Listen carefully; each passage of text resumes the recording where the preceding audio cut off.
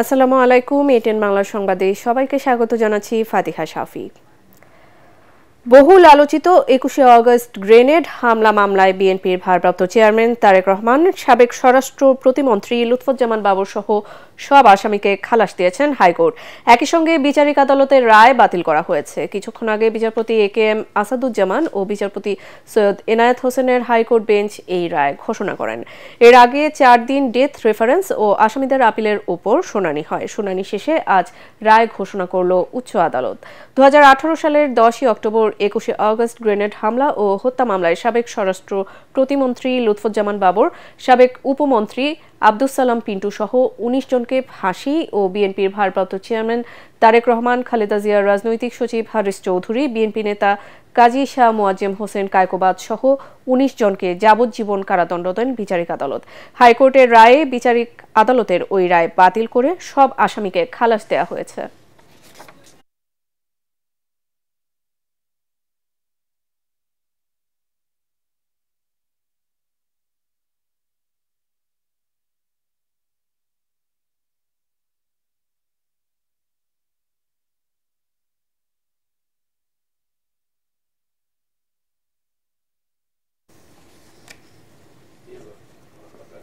পরবর্তীতে মুফতি হামদান কোর্টে গিয়ে বলছে যে আমার হাত দেখেন, আমার পা দেখেন, সামনে ঘুরে ফেলছে আমাকে। শুধু আমি তারেক রহমান সাহেবকে চিনিও না, আমি রাজনীতিকে চিনিও না, এবং সেটা প্রপারলি নেওয়া হয়নি, আইন অনুযায়ী নেওয়ার সেটা নেওয়া হয়নি। এছাড়াও আদালত, আমাদের সুপ্রিম কোর্ট, হাইকোর্ট ডিভিশন পর্যবেক্ষণ করতে ৫০,০০০ লোক ছিল, একজন সাক্ষীও বলে নাই যে ষড়যন্ত্র হচ্ছে সেই ষড়যন্ত্রকে প্রমাণ দেব। একজন সাক্ষী বলে নাই যে তারা দেখেছে কে বোমা মারছে, এবং সবকিছু বিবেচনা করে this a case of no evidence, এবং কোনো সাক্ষী প্রমাণ আইনগত হবে নেওয়া হয় নাই। তার পরিপ্রেক্ষিতে আদালত সকল আসামিকে খালাস দিয়েছে, ইনক্লুডিং যারা আপিল করে নাই তারেক রহমান সহ তাদেরকে খালাস দিয়েছে। এটা রাজনৈতিক উদ্দেশ্য ছিল। সরকার যেটা বলেছেন আমার সহকর্মীরা, সরকার রাজনৈতিক উদ্দেশ্যে এই মামলাটা নিয়েছিল এবং রাজনৈতিকভাবে এটা বিচার করেছে বলে আজকে আইন কানুন, সাক্ষ্য আইন কোনো কিছু ফলো করে নেই। এই জন্য আদালত আমরা ন্যায় বিচার পেয়েছি। এই সরকারের মূল উদ্দেশ্য ছিল দুইটা, একটা ছিল তো রাজনৈতিক উদ্দেশ্য ছিলই, আর একটি ছিল জিয়া পরিবারকে রাজনীতির থেকে বিদায় করে দেওয়া। এবং সেই জন্য আপনারা জানেন যে বেগম খালেদা জিয়ার বিরুদ্ধে মিথ্যা মামলা দিয়ে তাকে মৃত্যুর মুখে ঠেলে দিয়েছিল, এবং পরবর্তীতে এই যে তারেক রহমানের বিরুদ্ধে ৪টি আগস্ট গ্রেনেড হামলাতে এবং সেটা আদালত বুঝতে পেরে এই জাজমেন্টটি দিয়েছে। দর্শক, ২১শে আগস্টের গ্রেনেড হামলা নিয়ে সরাসরি আইনজীবীদের ব্রিফিংয়ে ছিলাম আমরা, এতক্ষণ সরাসরি যুক্ত ছিলাম। চলে যাচ্ছি পরবর্তী সংবাদে।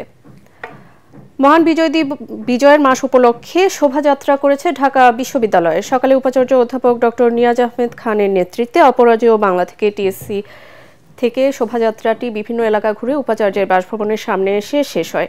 এতে ঢাকা বিশ্ববিদ্যালয়ের সাবেক বর্তমান শিক্ষক শিক্ষার্থী ও কর্মকর্তা কর্মচারীরা অংশ নেন। এ সময় উপাচার্য বলেন, জুলাই আগস্ট গণ অভ্যুত্থানে যারা জীবন দিয়েছে তাদের স্মৃতি নিয়ে আগামী যাত্রা শুরু করবে বাংলাদেশ। ঢাকা বিশ্ববিদ্যালয় জাতির উন্নয়নে কাজ করতে দায়বদ্ধ জানিয়ে সকল ষড়যন্ত্র মোকাবেলা করে সামনে এগিয়ে যাওয়ার আহ্বান জানান তিনি। পরে বিশ্ববিদ্যালয় সঙ্গীত বিভাগের শিক্ষক শিক্ষার্থীদের অংশগ্রহণে দেশাত্মবোধক, মুক্তির গান ও বিজয়ের গান পরিবেশনার মধ্য দিয়ে শেষ হয় কর্মসূচি। এই গণ অভ্যুত্থানের পরিপ্রেক্ষিতে আমাদের এখন দায় এবং দায়িত্ব অনেক বেড়ে গেছে। আমাদের পিছনে যাবার আর কোনো পথ নেই। সবাইকে নিয়ে আমরা এই বিজয় মাসের শুরুতে অঙ্গীকার করছি, সবাইকে নিয়ে আমরা আমাদের দেশটাকে এগিয়ে নেব, যার যার পর্যায় থেকে তার দায়িত্ব পালন করব। দীর্ঘ ৯ মাস বন্ধ থাকার পর কক্সবাজার সেন্ট মার্টিন রুটে আবারও জাহাজ চলাচল শুরু হয়েছে। প্রথম দিনে কক্সবাজার শহরের নুনিয়ারছড়া BIWT ঘাট থেকে ৬৫৩ যাত্রী নিয়ে সেন্ট মার্টিনের উদ্দেশ্যে ছেড়ে যায় পার আউলিয়া নামক জাহাজটি। ফলে পর্যটকদের স্বস্তির পাশাপাশি পর্যটন সংশ্লিষ্টদের মুখে হাসি ফুটেছে। প্রতিবছর সরকারের পক্ষ থেকে অক্টোবর থেকে মার্চ পর্যন্ত 6 মাস টেকনাফ, সেন্ট মার্টিন ও কক্সবাজার সেন্ট মার্টিন নৌ রুটে জাহাজ চলাচলের অনুমতি দেওয়া হয়। বাকি 6 মাস সাগর উত্তাল থাকায় জাহাজ চলাচল বন্ধ রাখা হয়। এর আগে গত বৃহস্পতিবার থেকে পর্যটকবাহী জাহাজ চলাচল শুরু হওয়ার কথা থাকলেও যাত্রী সংকটে পর্যটকবাহী জাহাজ চলাচলে সাময়িক বন্ধ রাখার সিদ্ধান্ত নিয়েছিল মালিক কর্তৃপক্ষ।